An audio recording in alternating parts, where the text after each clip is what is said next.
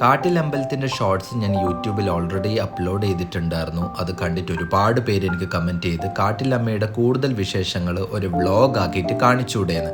അതുകൊണ്ട് ഞാനിന്ന് കാട്ടിലമ്മേനെ കാണാനാണ് പോകുന്നത്. പുലർച്ചയ്ക്ക് വീട്ടിൽ നിന്ന് ഇറങ്ങാമെന്നാണ് ഞാൻ ആദ്യം വിചാരിച്ചത്. അപ്പോഴേക്ക് നല്ല മഴയായതുകൊണ്ട് മഴ തോർന്നിട്ടാണ് ഞാൻ വീട്ടിൽ നിന്ന് ഇറങ്ങിയത്. മെയിൻ റോഡിലെല്ലാം പണി നടക്കുന്നത് കൊണ്ട് ഞാൻ തീരദേശ റോഡിലെ കൂടെയാണ് പോകുന്നത്. അതാകുമ്പോൾ നല്ല കാറ്റും കൊണ്ട് പോകാമല്ലോ. ഇതുവരേക്കും നല്ല സുഖമായിട്ട് വന്ന് ഇവിടുന്ന് അങ്ങോട്ടുള്ള റോഡിൻ്റെ അവസ്ഥ എന്താണെന്ന് നിങ്ങൾ എന്നെ നേരിട്ട് കണ്ടോ. KMMLന്റെ ഖനനം നടക്കുന്നത് കൊണ്ട് റോഡ് ആകെ മോശമായിട്ടാണ് ഉള്ളത്. അതുകൊണ്ട് 2 വീലേഴ്സിൽ വരുന്നവരെല്ലാം കുറച്ചൊന്ന് ശ്രദ്ധിക്കണം. പക്ഷെ കാറിൽ വരുന്നവർക്ക് ഇതാണ് സൗകര്യം. അങ്ങനെ കുണ്ടും കുഴിയെല്ലാം താണ്ടി ഞാൻ അവസാനം അമ്പലത്തിലെത്തി. അമ്പലത്തിലേക്ക് വരാൻ വേറൊരു വഴിയും കൂടെ ഉണ്ട്. കൊല്ലം ജില്ലയിൽ പന്മനയിലെ ശങ്കരമംഗലം ജംഗ്ഷനിൽ ഇറങ്ങിയാൽ കൊട്ടാരത്തിൽ കടവിൽ നിന്ന് ജങ്കാർ സർവീസ് വഴി നിങ്ങൾക്ക് ക്ഷേത്രത്തിലേക്ക് എത്തിച്ചേരാവുന്നതാണ്. അവിടെ ഇറങ്ങി കുറച്ച് മുമ്പോട്ട് നടക്കുമ്പോൾ 2 സൈഡിലും നമുക്ക് കുറേ ഷോപ്പുകൾ കാണാം. ഞാൻ രാവിലെയാണ് പോയത്, അതുകൊണ്ട് മിക്ക ഷോപ്പുകളും തുറന്നിട്ടില്ല.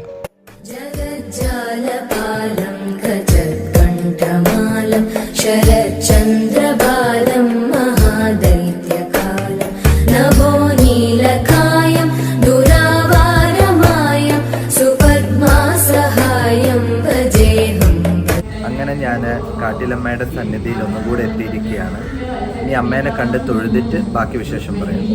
ഇന്ന് തിങ്കളാഴ്ച ആയതുകൊണ്ട് അമ്പലത്തിൽ വലിയ തിരക്കൊന്നും ഉണ്ടായിട്ടില്ല. അതുകൊണ്ട് സമാധാനത്തിൽ എനിക്ക് അമ്മേനോട് വിശേഷങ്ങളെല്ലാം പറയാൻ കഴിഞ്ഞു. കാട്ടിലമ്മയുടെ ഈ പുണ്യഭൂമി സ്ഥിതി ചെയ്യുന്നതിൻ്റെ ഒരു വശത്ത് അറബിക്കടലും മറുവശത്ത് TS കനാലുമാണ്.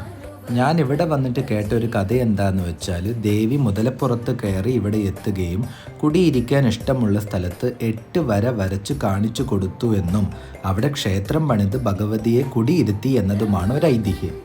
കാട്ടിലമ്പലം എന്നതിനേക്കാളും മണികട്ടമ്പലം എന്ന പേരിലാണ് ഈ അമ്പലം പ്രശസ്തിയാർജിച്ചത്. ഈ പേര് വരാൻ ഒരു കാരണമുണ്ട്. വൃശ്ചിക മഹോത്സവത്തിന് കൊടിയേറിയ സമയത്ത് അതിൽ നിന്ന് ഒരു മണി താഴെ വീണു. ഇത് കണ്ട പൂജാരി ആ മണിയെടുത്ത് അടുത്തുള്ള പേരാലിൽ കെട്ടി. അതിനുശേഷം ആ പൂജാരിക്ക് ജീവിതത്തിൽ നല്ല അനുഭവങ്ങൾ ഉണ്ടായി. ദൈവപ്രശ്നം വെച്ച് നോക്കിയപ്പോൾ ദേവീ പ്രീതിക്ക് ഇത് ഉത്തമമാണ് എന്ന് കണ്ടു.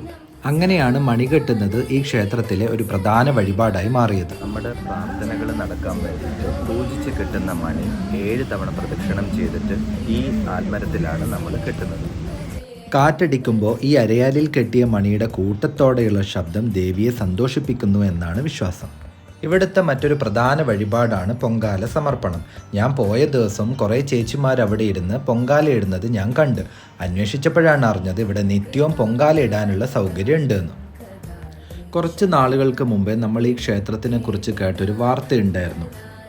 ഉച്ചപൂജയ്ക്ക് ശേഷം ശ്രീകോവിലിൻ്റെ ചുമരിൽ നിന്ന് പാലൊഴുകി വരുന്നു എന്നതായിരുന്നു ആ ഒരു അത്ഭുതം.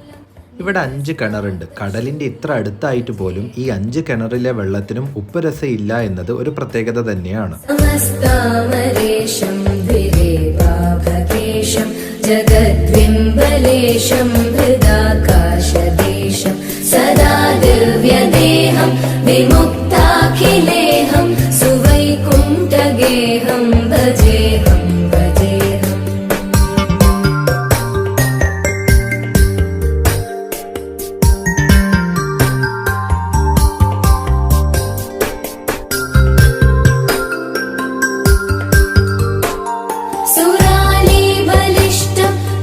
കടലിനോട് ഇത്രയും അടുത്ത് നിൽക്കുന്ന ഒരു ക്ഷേത്രമായിട്ട് പോലും 2004 സുനാമി ഉണ്ടായപ്പോൾ ഈ ക്ഷേത്രത്തിന് അതൊരു രീതിയിലും ബാധിച്ചിട്ടില്ല എന്ന് പറയുന്നത് ഒരു മഹാത്ഭുതം തന്നെയാണ്.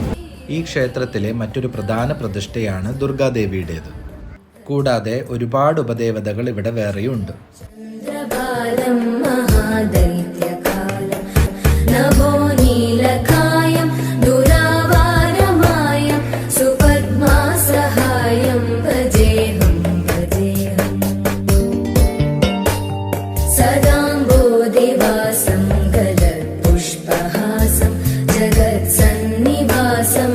അമ്പലത്തിൽ നിന്ന് തൊഴുതിറങ്ങിയപ്പോഴാണ് ഒരു ചേച്ചി അവിടെ ഒരു സൈഡിലിരുന്ന് ഉണ്ണിയപ്പം വെക്കുന്നത് കണ്ടത്.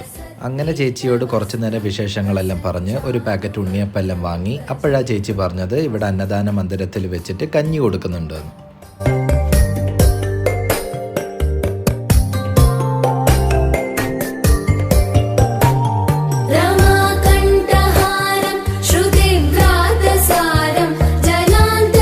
തൊഴുതെല്ലാം കഴിഞ്ഞതിന് ശേഷം ഇവിടെ അന്നദാന മന്ദിരത്തിൻ്റെ ഇവിടെ എത്തിയപ്പോഴാണ് കഞ്ഞിയും പയറും കൊടുക്കുന്നുണ്ടെന്ന് കണ്ടു. അങ്ങനെ ഞങ്ങൾ കയറി കഞ്ഞിയും പയറും വാങ്ങി കഴിക്കുക.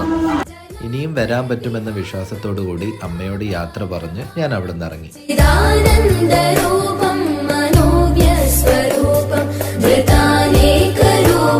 ഭജേഹം